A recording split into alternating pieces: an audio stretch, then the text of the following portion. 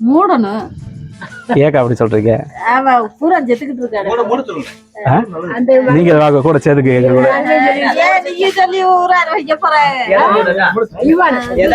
டாஸ்மாக் கடையை மூடணுமா திறக்கணுமா? எதனாலமா மூடணும்னு சொல்றீங்க? என்னமா எத்தனை குடும்பம் கெட்டு போகுது.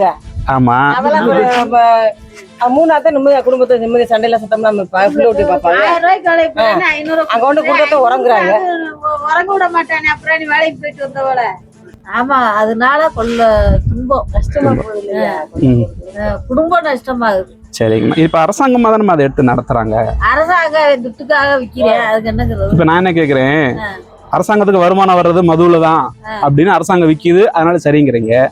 இப்ப நான் கஞ்சா வித்தா என் குடும்பத்துக்கு உங்களுக்கு நல்லது.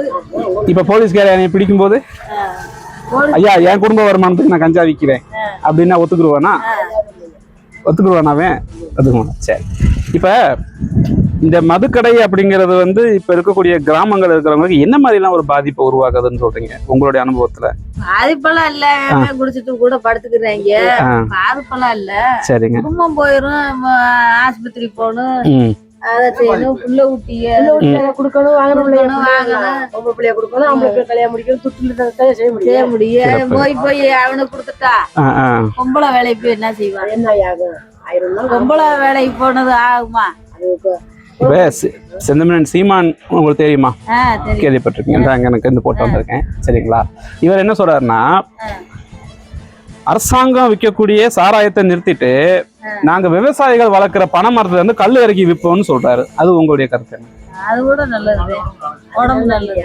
நல்லதுங்கய்யா. உங்க அனுபவத்துல இதுக்கு உங்களுடைய வாலிப பருவத்துல இருந்து இப்ப வரைக்கும் கல்லு அப்படிங்கறத குடிச்சவங்க நீங்க பாத்துருப்பீங்களா? எங்க ஊர் பக்கம் நம்ம பிறந்த ஊர்ல எல்லாம் கல்லுக்கு முக்கியம் குடிப்பாங்க. சரிங்க. அந்த விருதுநகர் ரத்ராப்பு பக்கம்னா கல்லு அப்படிங்க முக்கியம். இப்ப அந்த கல்லுங்கிறத வந்து இந்த டாஸ்மாக் கொண்டு வரதுக்கு முன்னால குடிச்சிருக்க தலைமுறையை நீங்க பார்த்து இருந்திருப்பீங்க. இப்ப சொல்றாங்க நிறைய பேர் அதுவும் போதை தானே, இதுவும் போதை தானே அப்படின்னு சொல்றாங்க. அது என்ன நினைக்கிறீங்க? ஒன்றும் செய்யாது, நம்ம கும்பலையே குடிக்கலாம். சரி.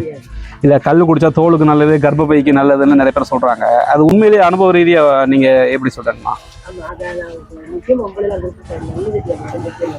நல்லது. சரி சரி. இப்ப இந்த கல்லை மூடிட்டு நாங்க வந்து, அதாவது கல்லை திறந்துட்டு டாஸ்மாக் கடையை மூடுவோம்னு சொல்லும்போது ஒரு தனிப்பட்ட விவசாயி வந்து பயனடைகிறாரு நேரடியா. ஆனா இங்க வந்து அரசாங்கத்தோட தனி முதலாளிகள் தான் சம்பாதிக்கிறாங்க நிறைய அப்படின்னு ஒரு கம்ப்ளைண்ட் வச்சிருக்காரு சீமான் அவர்கள். அது நீங்க கேள்விப்பட்டிருக்கீங்களா? அது நடக்குது. சிறப்பு. போன வட்டம் இங்க வந்தாங்களா கிராமத்துக்கு? சரிங்கம்மா. எந்த சின்னத்துலமா நின்னாரு போன தடவை? சரிம்மா. போன தடவை அவர் வந்து மைக்கு சின்னத்துல நின்னாரு. இந்த முறை வந்து செந்தமிழன் சீமான் அவர்களுக்கு விவசாயி சின்னம். அதாவது வந்து 2 கரும்பு தூக்கிட்டு நின்னாரு, இப்ப வந்து கலப்பையை தூக்கிட்டு நிக்கிறாரு.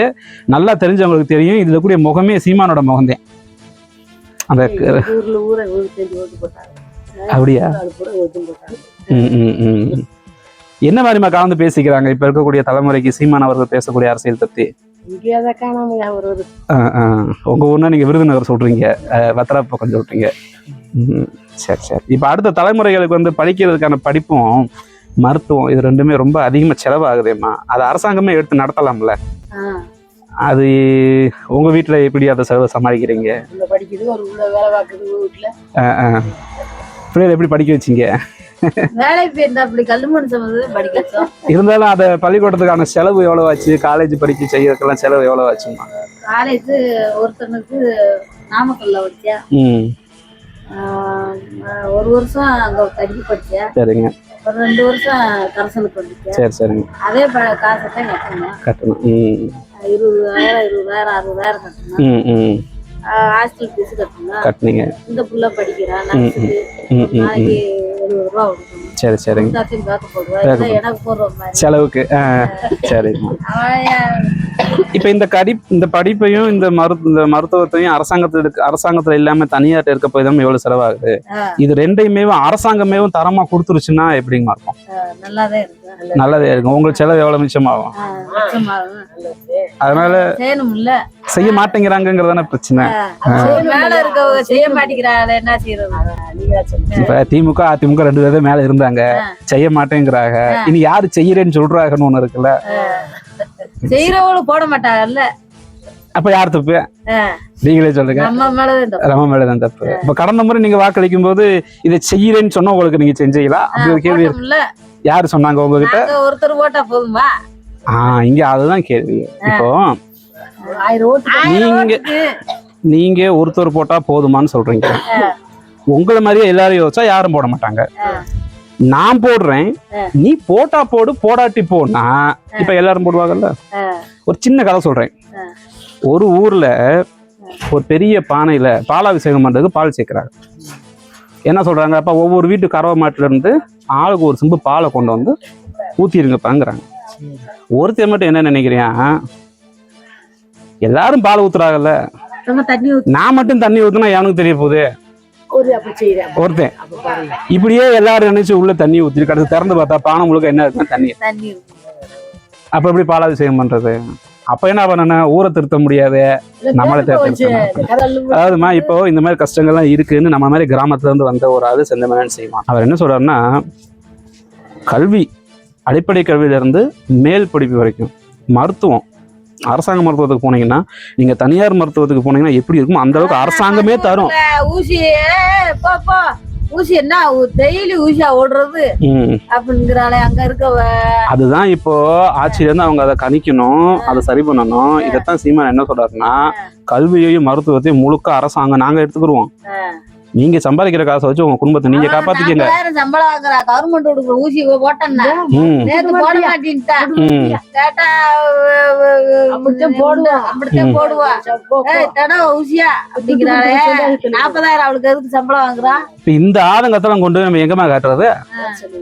அதனாலதான் நீங்க யோசிச்சு பண்ணணும். நாங்க வந்தா இதை செய்யறோம்னு சொல்றதுக்காக நீங்க தனிப்பட்ட முறையில் உங்க முடிவை மாத்தி சீமான் நாம் தமிழர் கட்சிக்கு இந்த மாதிரி விவசாய சின்னத்துல நீங்க ஆதரவு தெரிவிக்கணும்.